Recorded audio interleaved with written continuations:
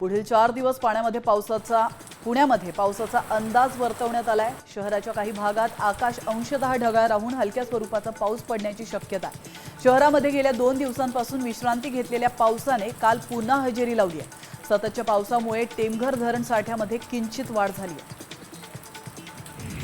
Doctor Ajay तावरेला 4 जून पर्यंत police कोठडीत सुनावण्यात आली आहे। रुबी हॉलच्या किडनी रॅकेटमध्ये सह आरोपी म्हणून त्याला अटक करण्यात आली होती। अजय तावरे वर्षभरापासून येरवडा कारागृहामध्ये आहे।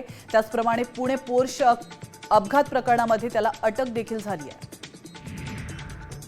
पदव्युत्तर अभ्यासक्रमांच्या प्रवेशासाठी ऑनलाईन परीक्षा 3 ते 5 जून दरम्यान होणार आहे। विद्यार्थ्यांना घर बसल्या ही परीक्षा ऑनलाईन देता येणार आहे। सावित्रीबाई फुले पुणे विद्यापीठाच्या आवारातील शैक्षणिक विभागांमध्ये असलेल्या अभ्यासक्रमासाठी ही परीक्षा घेण्यात येणार आहे। पुणे आंतरराष्ट्रीय विमानतळावरून आता 235 विमानांची ये-जा होणार आहे। केंद्रीय मंत्री मुरलीधर मोहोळ यांनी याबाबत हवाई दलाचे प्रमुख air chief marshal Amarpreet Singh यांना पत्र लिहिलं होतं। पीक आवर्समध्ये 15 अतिरिक्त सिव्हिल फ्लाइट स्लॉट्सला मंजुरी देण्यात आली आहे।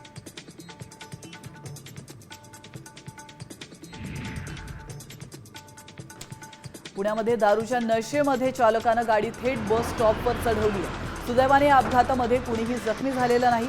पुण्यातील भापकर पेट्रोल पंपाजवळ असलेल्या बस स्टॉपवर ही घटना घडली आहे। या प्रकरणी पर्वती पोलीस ठाण्यामध्ये ड्रिंक अँड ड्राईव्हचा गुन्हा दाखल करण्यात आला।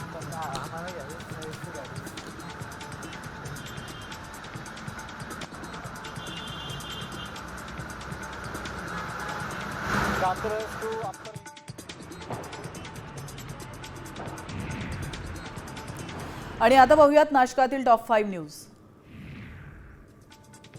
नाशिकच्या येवल्यामध्ये 40,000चा 2 किलो 30 ग्रॅम गांजा जप्त करण्यात आलाय।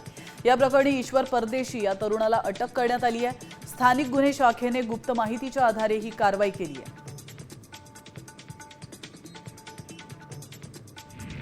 नाशिकच्या पेठ रोडवरील फुले नगरमध्ये एकाची हत्या झाली आहे।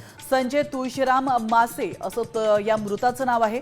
तर मध्यरात्रीच्या सुमारास डोक्यामध्ये घाव घालून अज्ञाताने हत्या केल्याची माहिती समोर आली आहे। दरम्यान या प्रकरणी पंचवटी पोलीस ठाण्यामध्ये गुन्हा दाखल केला असून एका संशयिताला अटक देखील करण्यात आली आहे। नाशिकमध्ये द्राक्षांना ड्रोनच्या सहाय्याने औषध फवारणी केली जाते। सततच्या पावसामुळे द्राक्ष पिकांवर रोगांचा प्रादुर्भाव वाढलाय आणि यातच आता जमीन ओली असल्याने ट्रॅक्टरद्वारे फवारणी करणे अवघड झालंय। त्यामुळे शेतकरी ड्रोनद्वारे फवारणी करतात। नाशिकच्या निफाडमध्ये बेदाणे उत्पादकांचं नुकसान झालंय। द्राक्षांपासून तयार झालेले बेदाणे वाळत नसल्याने ते खराब होण्याच्या मार्गावर आहेत। त्यामुळे पंचनामा करून नुकसान भरपाई देण्याची मागणी बेदाणे उत्पादकांकडून केली जाते।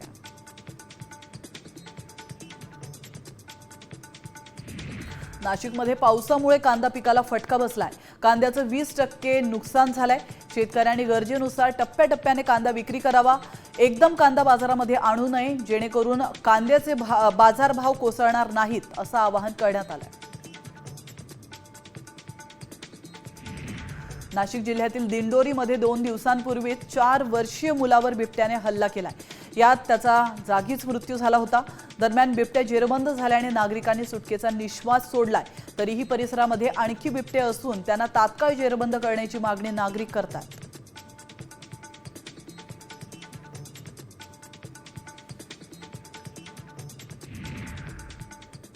आणि आता पाहूयात विदर्भातील टॉप 5 न्यूज।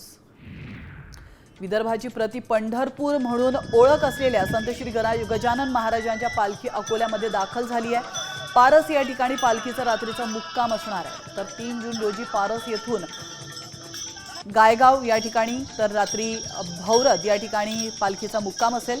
त्यानंतर अकोल्यामध्ये 4 आणि 5 जून असे 2 दिवस मुक्कामी असणार आहे।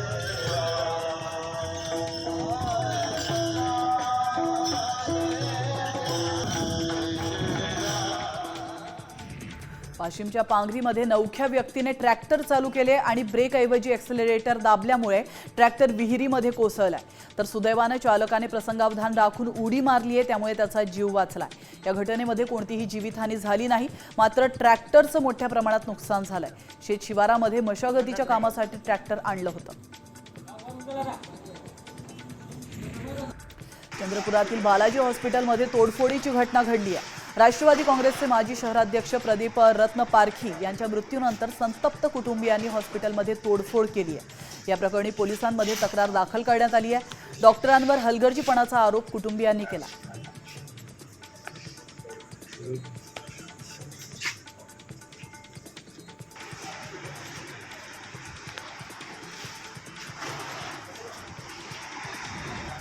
चंद्रपूरमध्ये 171 हेक्टर जागेमध्ये टायगर सफारीसाठी 286 कोटींच्या प्रस्तावाला मान्यता देण्यात आली। या कामाचा आराखडा तयार करण्याचं काम वन विकास महामंडळाने गोरवाडा झू लिमिटेडकडे दिलाय आणि याबाबत आमदार किशोर जोरगेवार यांनी नागपूरमधील वन विभागाच्या विश्रामगृहामध्ये आढावा बैठक घेतली आहे। And then, amidst the thick woods,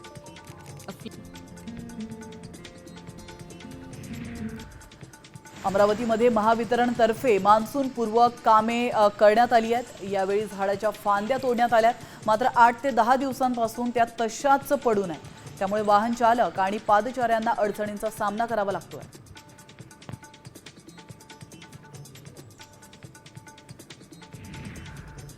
यवतमाळच्या पुसदमधील सावंगी गावाजवळ बोगस खतांचा ट्रक पकडलाय, तर कृषी विभाग आणि पंचायत समितीकडून ही कारवाई करण्यात आली आहे। दरम्यान परिसरामध्ये बोगस बियाणे आणि खते येत असल्याची माहिती कृषी विभागाला मिळाली होती, त्यामुळे ग्रामीण पोलिसांच्या मदतीने ही कारवाई करण्यात आली आहे। पुढील तपास सुरू आहे।